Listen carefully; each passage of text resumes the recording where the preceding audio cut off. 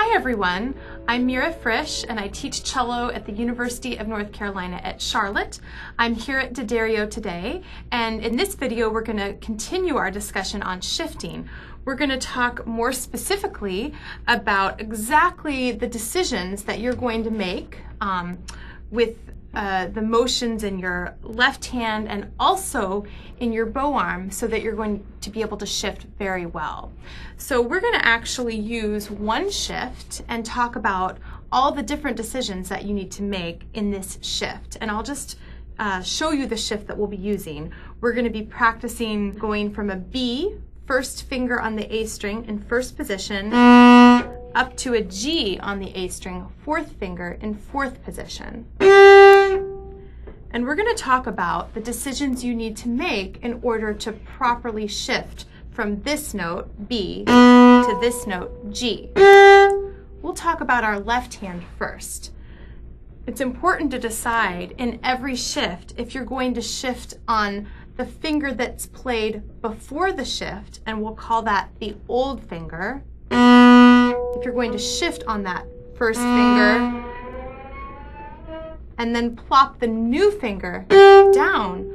Or another choice we have is that we can actually plop the new finger down, the finger that's going to be playing the note after the shift. We can plop that finger down before the shift and shift on that finger, which means we'll be shifting on the new finger.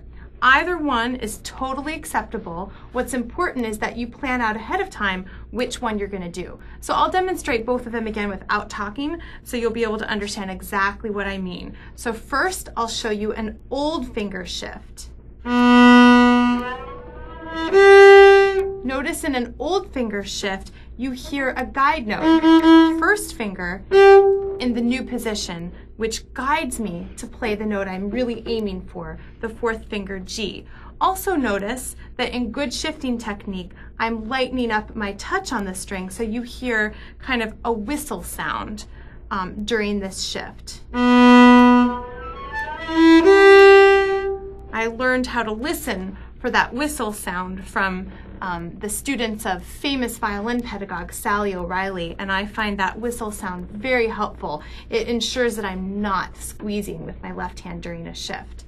Okay, so that was an old finger shift. Now I'm going to demonstrate the same shift, still listening for that whistle sound, but this time I'm going to shift on my new finger.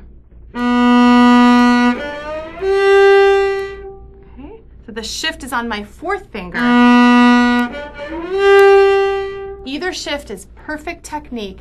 It's just important to decide ahead of time what you want to do during each shift, and you may want to ask your teacher, your orchestra teacher, or your private teacher for advice.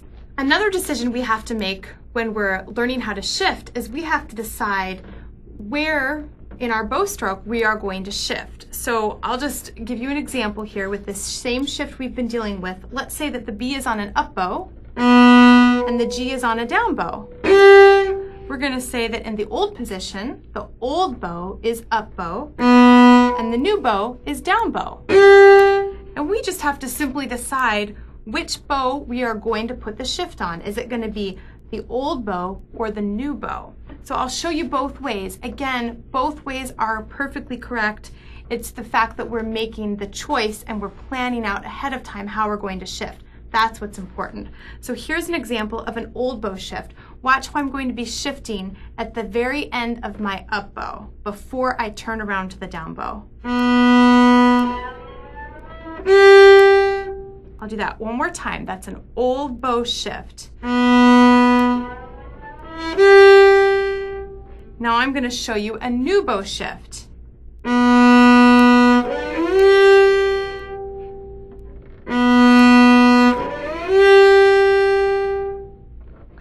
So either one of those, again, is perfectly correct technique. What's important is that you decide where you're going to shift, on the old or the new finger and on the old or the new bow. And you can really do any combination of finger and bow technique as long as you decide ahead of time and work with your private teacher or your orchestra teacher to find the best option for the passage you're practicing.